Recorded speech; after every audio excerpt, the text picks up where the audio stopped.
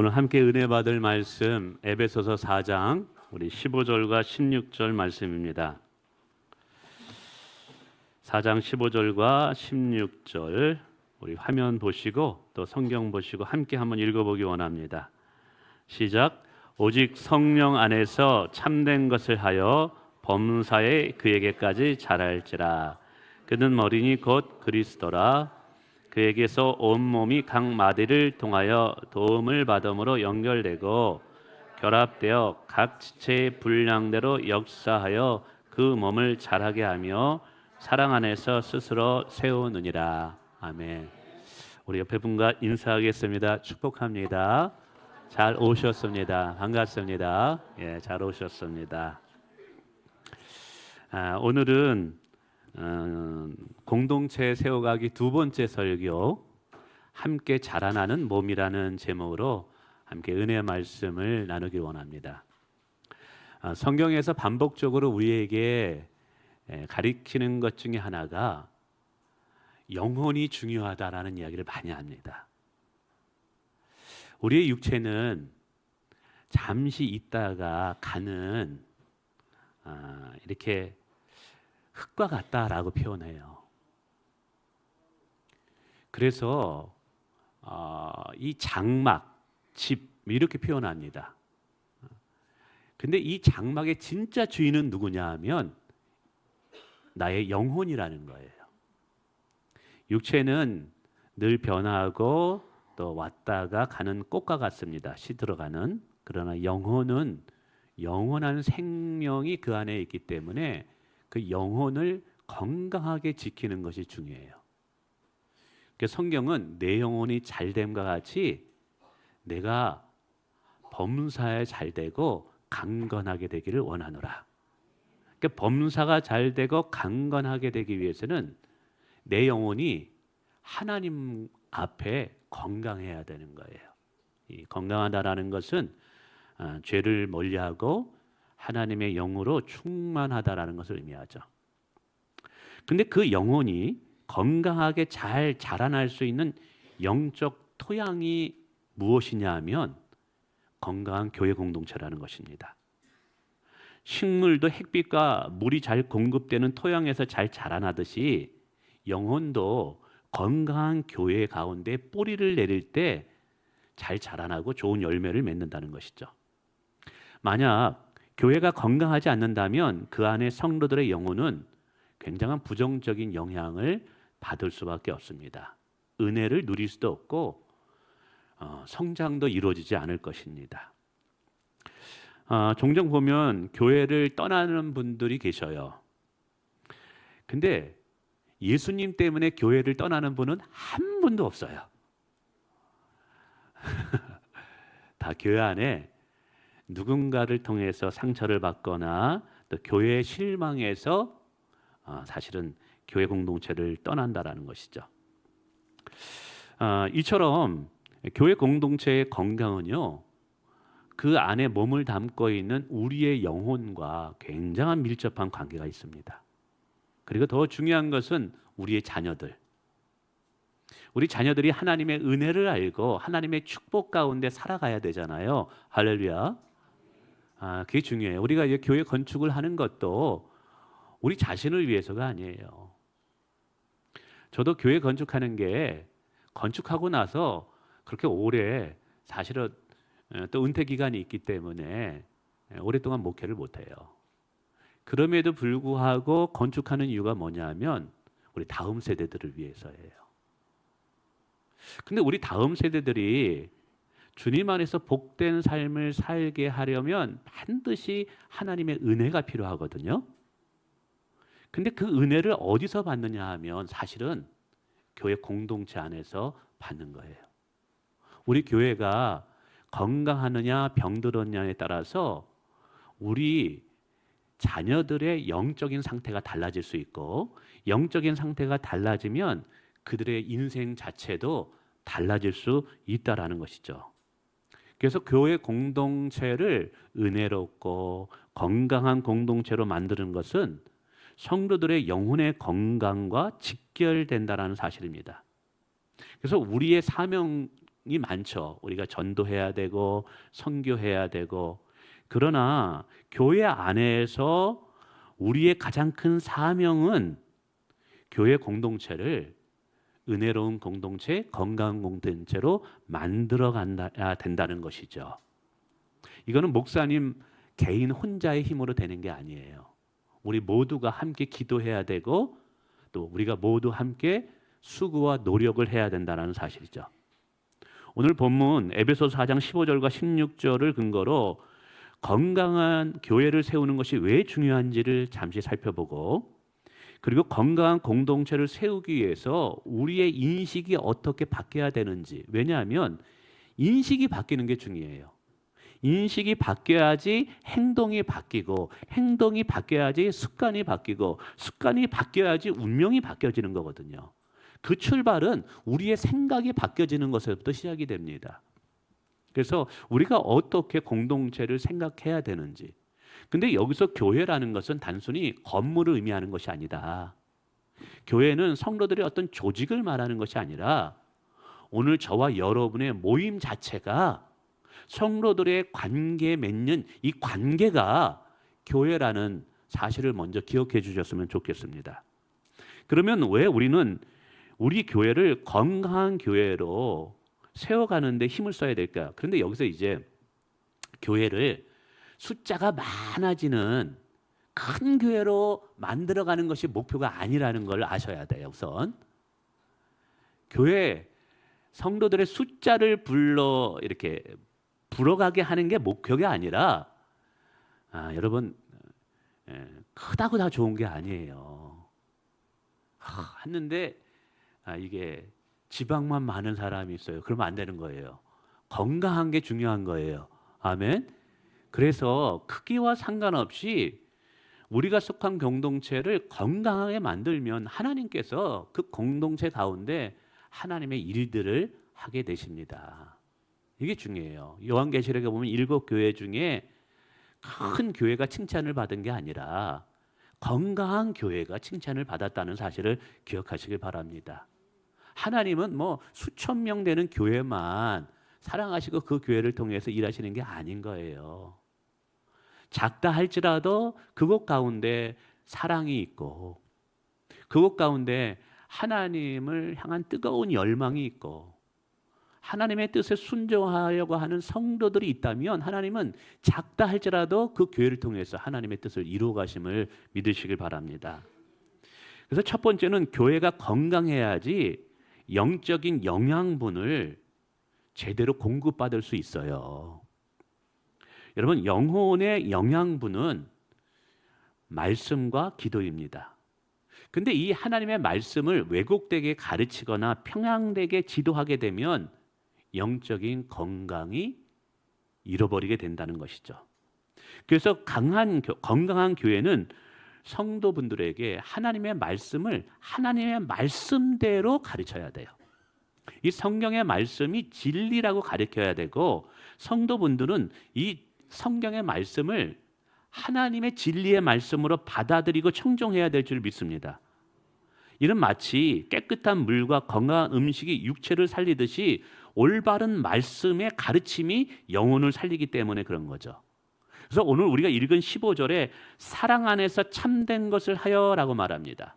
이 참된 것이라는 이 헬라어의 본문의 의도는 뭐냐면 진리를 말하다, 진리대로 살다라는 거예요.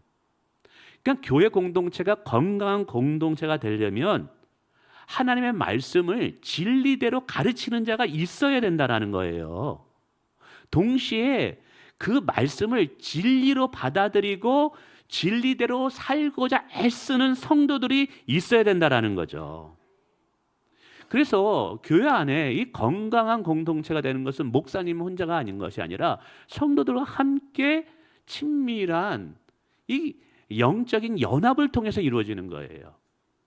저는 어떻게든지 하나님의 말씀을 말씀대로 가르치려고 부단히 애써야 되는 것이고, 여기 계신 분들도 하나님 말씀을 들을 때 농담으로 듣는 것이 아니라, 한쪽 귀로 듣고 흘려버리는 것이 아니라 하나님의 말씀으로 들어 어떻게든 그 말씀대로 살려고 애쓸 때 그 공동체를 통해서 영혼들을 변화시키는 일들이 일어나게 되는 줄을 믿습니다.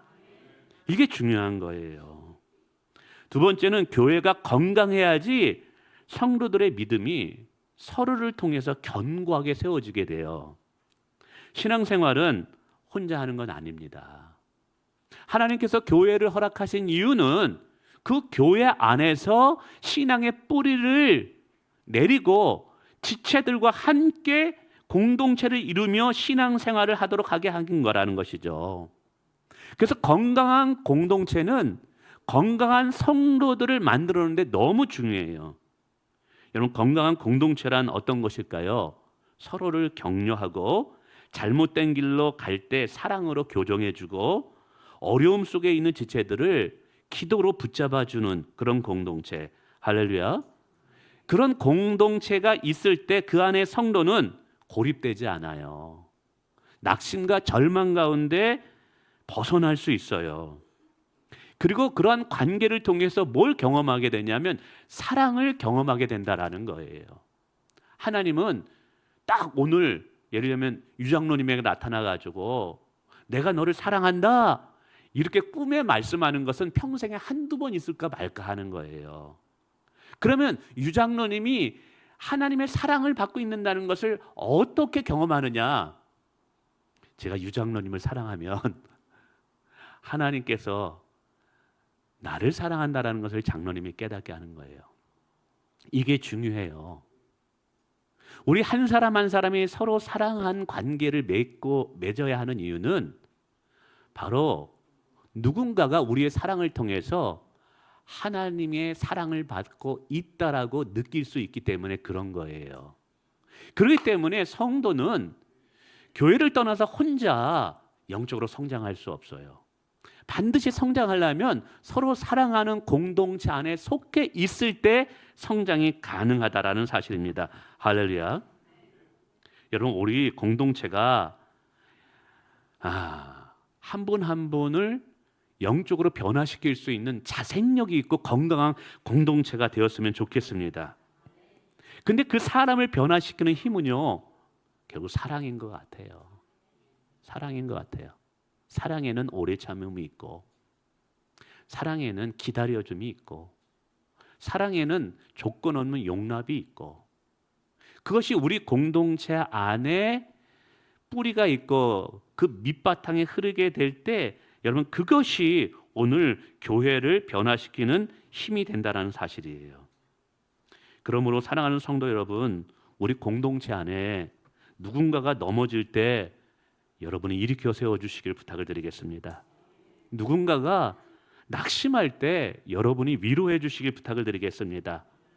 혹시 잘못된 길로 걸어가고 있다면 진짜 사랑의 진심 어린 권면을 통해, 때로는 그 권면을 듣지 않는다면 눈물의 기도를 통해서 그를 붙잡아 줄 수 있기를 주님의 이름으로 축원을 드리겠습니다.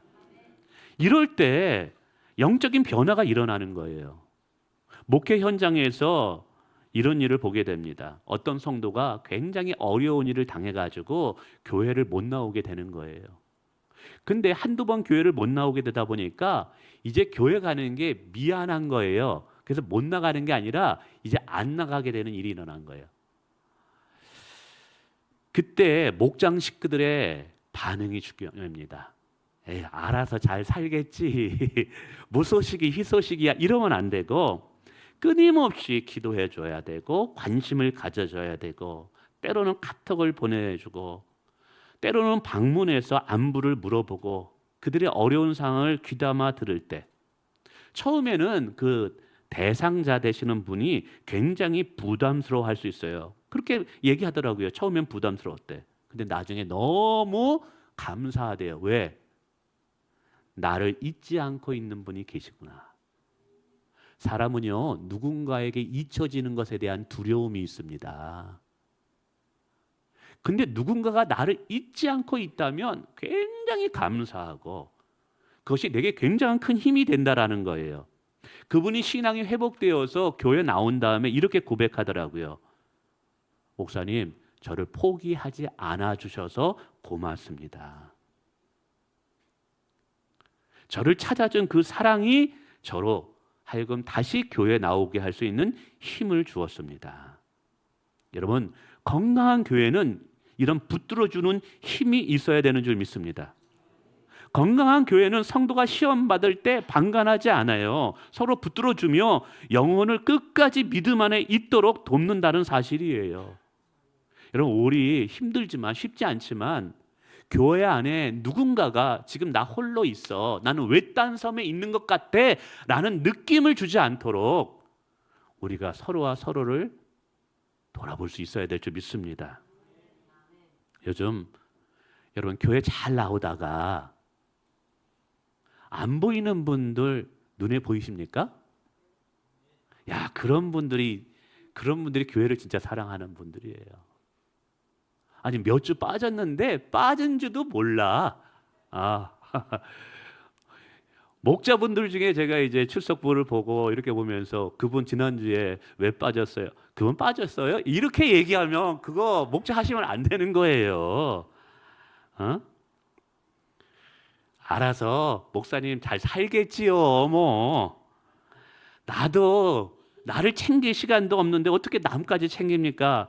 그러면 진짜 우리 막가파 하자는 거예요, 우리. 그러면 안 되는 거예요. 여러분, 옆에 있는 보이는 지체도 중요하지만 누가 지금 안 보이나? 오늘 우리 목장 모임에 우리 교회 안에 누가 안 왔는가? 혹 무슨 일이 있어서? 오늘 일부 예배 드리는데 어느 분이 예배 드리는 중에 급히 뛰어나가더라고요. 걱정이 된 거예요. 무슨 뭐 집안에 무슨 일이 있나? 막 여러 가지 생각해가지고 끝나가지고 전화했더니 주차를 앞에다 냈는데 빼달라 그래가지고 급히 나갔다 그래가지고 아유 다행이다. 그래도 뭐라 그래요? 목사님 전화해 주셔서 고맙습니다 그러잖아요. 세 번째는 교회가 건강해야지 성경적인 가치관에 따라 올바른 삶의 방향을 잡을 수가 있어요. 세상 속에서 성도는 끊임없이 세속적인 가치관과 유혹에 노출되어 살아갑니다.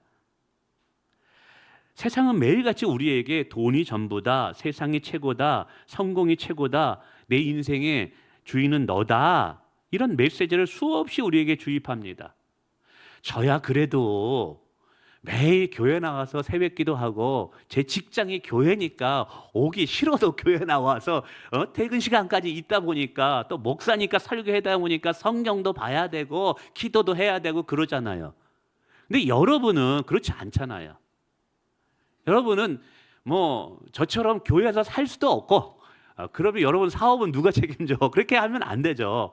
그럼 여러분 믿지 않는 사람들과 어울리게 될 것이고 술자리도 가게 될 것이고 유혹의 자리도 가게 될 것이고 그 사람들로부터 수많은 뭐 주식이 얼마, 비트코인이 얼마냐, 뭐 여러 가지 정치 얘기도 들을 것이고 그렇게 많은 유혹 속에서 어떻게 나를 지킬 수 있고 삶의 올바른 방향을 가질 수 있느냐?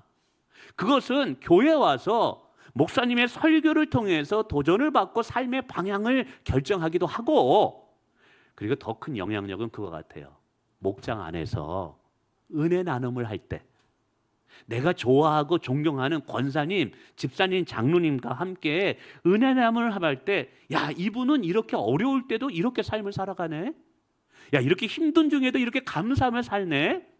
이렇게 유혹이 많은데도 야, 절대 술을 거절하면서 그러면서도 이게 믿음으로 기업을 이끌려고 하네. 그 모습을 보면 도전을 받는 거예요. 그러면서 우리가 하나님의 백성으로 성경적인 가치관을 가지고 하나님 보시기에 올바른 삶을 살아가야 되겠다라는 도전을 받는 것이 여러분 교회여야 된다는 거죠. 그런 도전을 주려면 교회가 건강해야 돼요. 아멘. 교회가 은혜가 있어야 되는 거예요. 성도 한 사람 한 사람이 말씀대로 살려고 몸부림을 칠 때 그 모습을 보면서 도전을 받는 거예요. 우리 지난주에 우리 형석 형제 간증하는데 그래도 그 불고기 사업장에서 말씀대로 한번 살아보려고 하나님 나라로 이끌어 가려는데 막 안 되고 여전히 미워하는 마음이 들고 막 이런 마음을 막 복잡함이 나는 얘기 들었잖아요. 근데 공감이 되면서도 은혜가 되는 이유가 뭐예요? 단 하나. 힘들지만 말씀대로 살아보려고 하는 그 모습. 그 모습을 보면서 우리 청년들이 은혜를 받았어요. 그러면서 아, 저렇게 사는 분도 있구나. 우리가 이렇게 살아야 되는구나. 삶의 방향을, 가치관의 방향을 결정할 수 있다라는 거예요.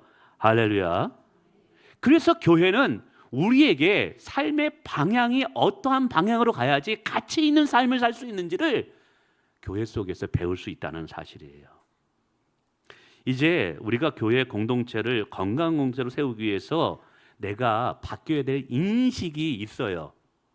그 세 가지로 간략히 말씀드려. 첫 번째, 공동체를 변화시키는 열쇠, 키는 내가 쥐고 있다.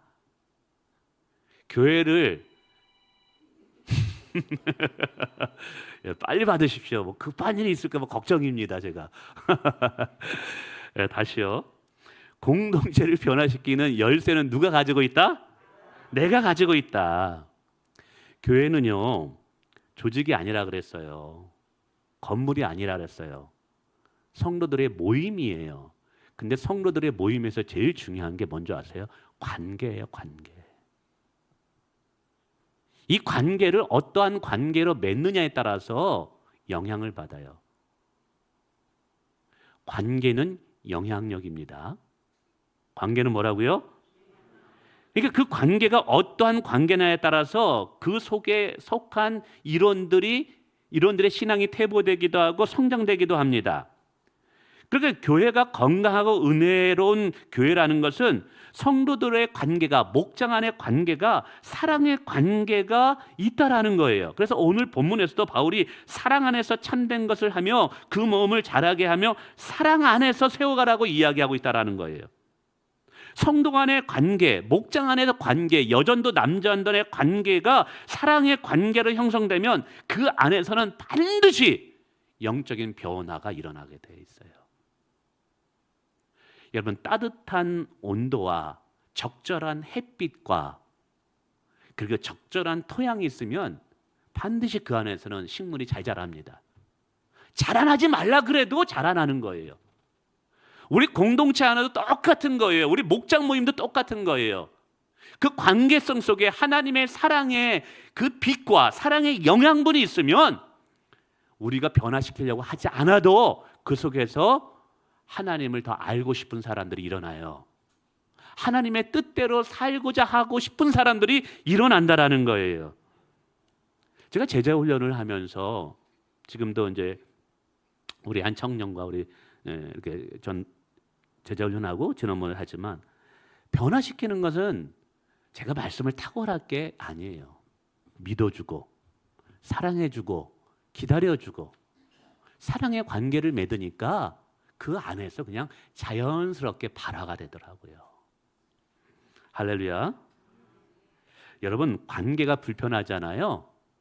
목사님이 아무리 설교를 은혜롭게 해도 그 목장 모임 가고 싶지 않아요. 그래요, 안 그래요? 그래요. 관계가 사랑이 없으면 제가 더 많이 기도해야 되겠습니다, 설교가.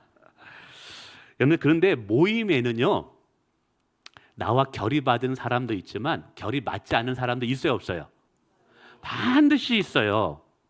나를 지지해주고 격려하는 사람도 있지만 나를 힘들게 하는 사람도 모임에 있어요, 없어요? 있어요. 모든 사람이 나를 사랑하게 만들려고 하는 것은 착각이에요. 절대 그렇게 생각해요. 저는 목회할 때 모든 성도들이 나를 사랑해주고 나를 지지해주게 내가 목회해야지. 내가 너무 스트레스 받아가지고 내가 암에 걸리겠어요. 그렇게 안 되더라고요. 그냥 있는 모습 그대로 그냥 받아들여야 되지 않을까. 근데 나를 힘들게 하고 나와 결이 맞아서 목사님 아무리 해도 저 사람과는 내가 결이 안 맞아요. 목사님 저 사람 때문에 내가 은혜를 받지 못하고요. 나 저 사람 때문에 목장 모임 가고 싶지 않아요. 너 간다 할지라도 샷다마우스 아무 말도 안 해. 아무 말도 안 하는 그 침묵이 얼마나 그 모임을 두렵게 만드는지, 그 침묵이 얼마나 그 모임을 긴장되게 말하는지 많이 웃으시길 바랍니다. 그렇게 되면 공동체를 멀리하게 되고 결국 뭘 놓치냐면 내가 교회 안에서 성장할 기회를 잊어버려요. 그리고 공동체에 세워갈 기회를 잃어버려요. 근데 여러분 이때 기억해 주셔야 될 것은 내가 그때 품을 것이냐, 내가 버릴 것이냐, 그럼에도 내가 인내하고 여기서 기다릴 것이냐, 떠날 것이냐, 그것에 대한 최종 결정의 주체자는 누구인 거예요? 나예요, 나. 물론 어떤 누군가가, 결이 다른 누군가, 나에게 불편함을 주는 누군가가 내 감정을 상해서 내가 부정적인 결정을 하도록 만들 수는 있어요. 그러나 마지막 최종적으로 품을 것인지 품지 않을 것인지 사랑할 것인지 미워할 것인지는 그 사람이 결정하는 것이 아니라 누가 결정하는 거예요? 내가 결정하는 거예요. 근데 바로 그때 나의 감정, 나의 느낌, 실은 그것에 이끌려 결정하는 것이 아니라 주님이 원하는 것을 따라 결정한다면 결과가 어떻게 될까요? 전혀 다른 결과가 나올 거예요. 제가 말씀드리고 싶은 것은 결국 우리 목장이 은혜로운 목장이 될 수 있고 그래도 나와 결이 다른 사람을 그래도 변화시킬 수 있는 최종 주체자는 나 자신이라는 거예요. 여러분 자신이라는 거예요. 주님이 나를 포기하지 않았듯이 여러분도 누군가를 포기하지 말아주세요. 주님이 나를 거절하지 않았듯이 여러분들도 그 누군가를 거절하지 말아주세요. 예수님께서 나에게 마음을 닫아 버린 적이 없듯이 여러분들도 그 누군가에게 마음을 닫지 말아주세요. 그 결정은 여러분이 하실 수 있어요. 그거는 제가 할 수 있는 게 아니에요. 여러분이 하시는 거예요. 결국 변화의 주체는 나야라는 거예요. 나로 말미암아 우리 교회와 우리 목장이 더 건강해질 수 있고 더 사랑이 넘치는 목장이 될 수 있고 사람을 바꿀 수 있는 목장이 될 수 있어요. 여러분, 내가 먼저 품고자 하지 않아요. 내가 사랑하고자 하면 하나님이 나를 그렇게 변화시키는 줄 믿습니다.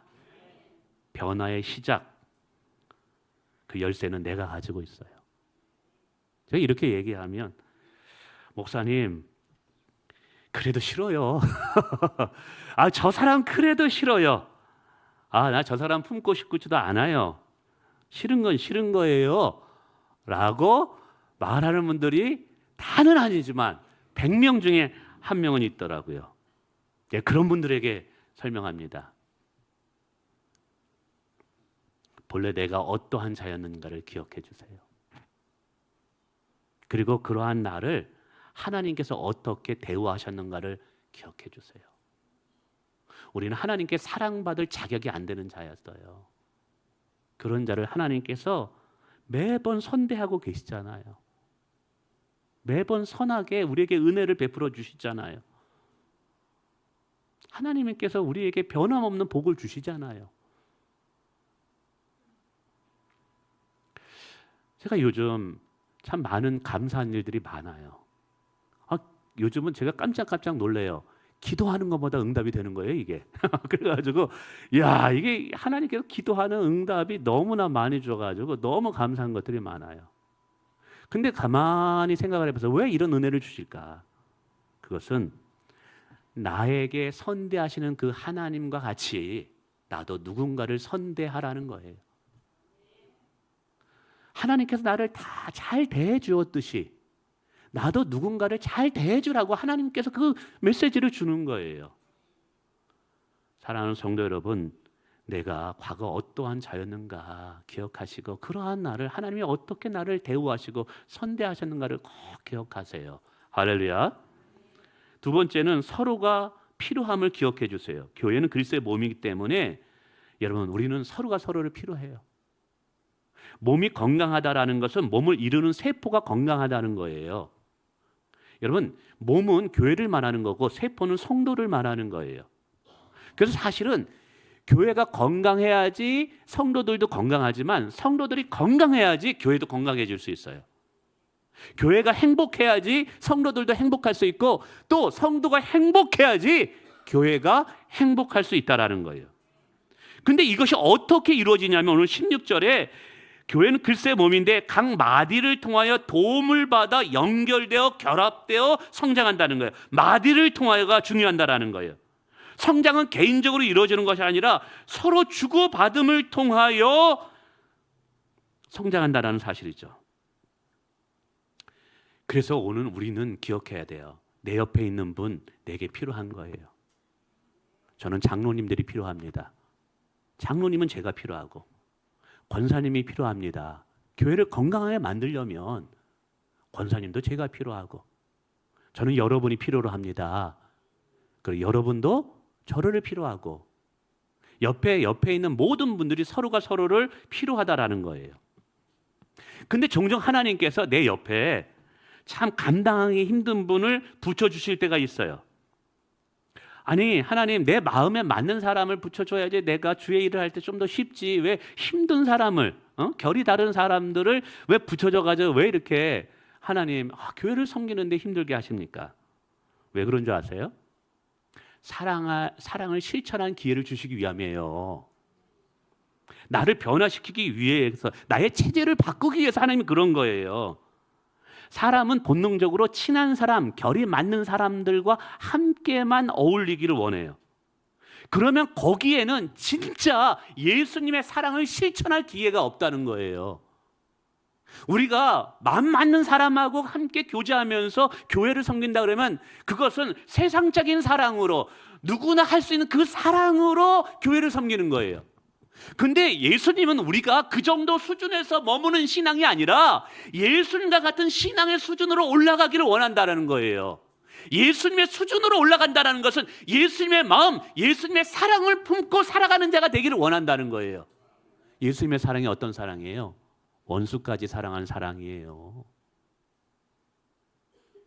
결이 다른 사람까지, 자기를 십자가에 못 박은 사람까지 용서하고 사랑, 그 사랑인 거예요. 왜? 그 사랑만이 사람을 변화시킬 수 있으니까. 그 사람만이 교회를 교회답게 만들 수 있으니까 그렇게 보여주신 거예요. 근데 그 사랑으로 사람들이 안 변화되려고 그래요. 그냥 친한 사람하고만 어울려 그래요. 근데 하나님의 계획은 더 큰 거예요. 아니야, 너는 그저 친한 사람과 어울리는 그런 사람이 아니라 원수까지 품을 수 있고 원수까지 변화시킬 수 있는 사람으로 내가 너를 그렇게 바꾸길 원해.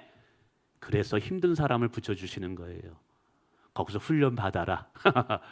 거기서 원수까지 사랑함으로 네 체질을 바꿔라. 네가 그리스도를 사랑하는 사람으로 진짜 변화되라. 그래서 이제부터 어려운 사람 만나면 어떻게 해야 돼요? 나랑 체질이 다르고 결이 다른 사람 만나면 뭐라 그래요? 목사님, 목장 바꿔주세요. 목사님, 저 사람 우리 목장을 오자. 이렇게 얘기하면 안 돼요. 그럼 어떻게 해야 돼요? 할렐루야! 아멘. 하나님, 나를 변화시키려고 하시는군요. 나를 바꾸시려고 하시는군요. 아멘. 하시길 바랍니다. 그래, 우리는 서로가 서로를 필요합니다. 마지막으로 함께 자라나는 것이 필요해요. 남한산상에 오래간만에 가봤더니 아니 이 소나무에 이 솔이 다 병들어가 죽었는데 나중에 보니까 뿌리까지 죽더라고요. 여러분, 가지가 병들고 나뭇잎이 병들었을 때 뿌리가 아이 뭐 내일 아닌데 아닙니다. 시간이 지나면 모두가 병들게 되어 있어요. 교회도 마찬가지예요. 누군가가 힘들고 상처받으면 나와 상관없는 일 같죠? 아니에요. 나중에 교회가 병들게 되어 있어요. 그래서 우리 교회는 함께 성장해야 돼요.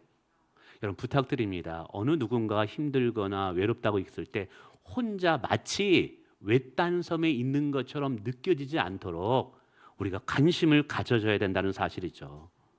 우리가 함께 자라나야 될 우리의 지체다. 할렐루야. 말씀을 맺습니다.